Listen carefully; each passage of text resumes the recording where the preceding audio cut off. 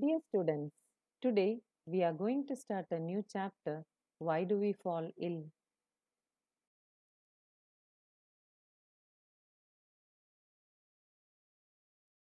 In the previous chapters, you have learned about the organization of living organisms.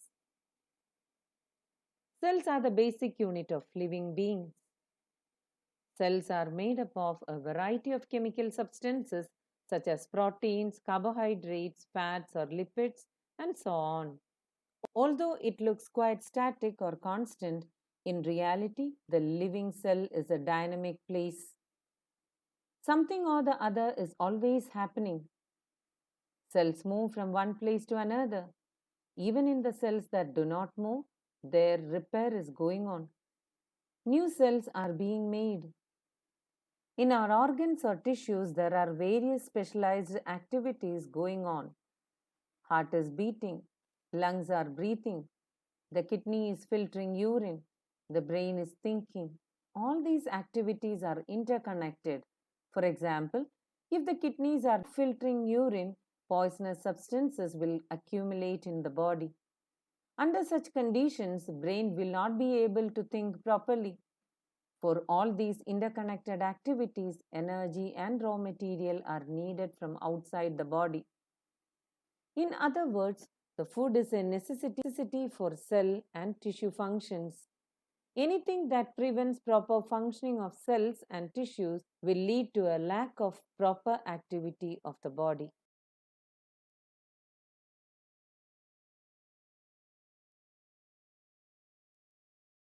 We have heard about the word health used quite frequently all around us. What does the word health mean? If we think about that, we realize that it always implies the idea of being well. We can think of this well being as effective functioning.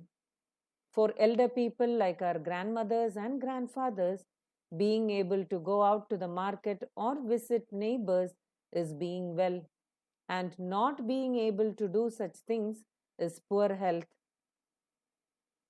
Being interested in following the teaching in the classroom so that we can understand the world is called a healthy attitude, while not being interested is called the opposite.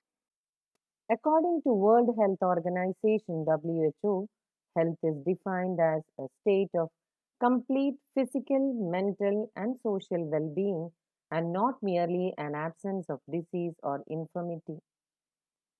Health is a state of body when all the organs and systems are functioning properly and a perfect balance is maintained between the environment and the body.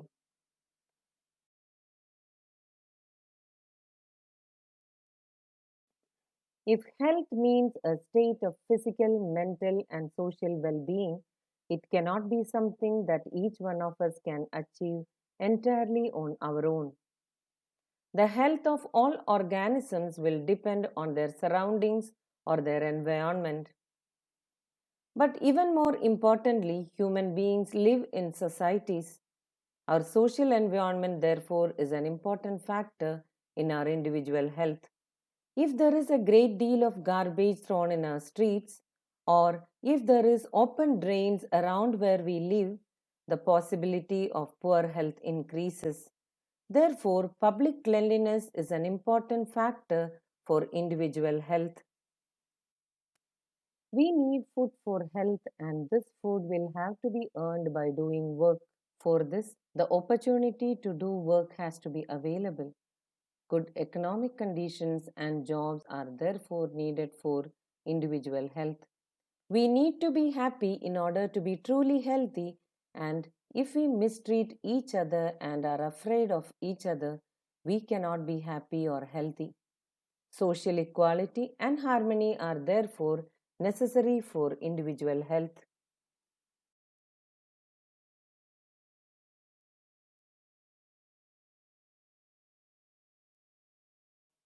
What are the characteristics of good health?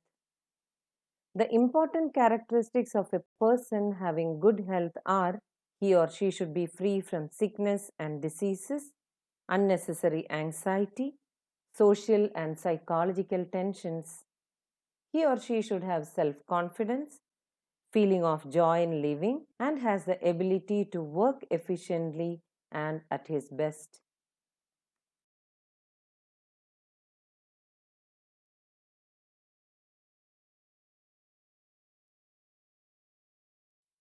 Let's look into the distinctions between healthy and disease free. The word disease is actually self explanatory, that is, disturbed ease. Disease, in other words, literally means uncomfortable. Any condition which interferes the normal functioning of the body and impairs health is called disease. It is possible to be in poor health without actually suffering from a particular disease. Simply not being diseased is not same as being healthy. Good health for a dancer may mean being able to stretch his body into difficult but graceful positions. On the other hand, good health for a musician may mean having enough breathing capacity in his or her lungs to control the notes from his or her flute. To have the opportunity to realize the unique potential in all of us is also necessary for real health. So, we can be in poor health without there being a simple cause in the form of an identifiable disease. This is the reason why, when we think about health, we think about societies and communities. On the other hand, when we think about disease, we think about individual sufferers.